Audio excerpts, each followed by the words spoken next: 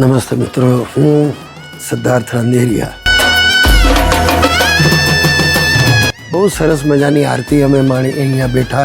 આજે અમે અમારી ફિલ્મ જય કનૈયા લાલ કીના ટીમ સાથે આજે અમે ઇસ્કોન હરે કૃષ્ણ મંદિરમાં આવ્યા.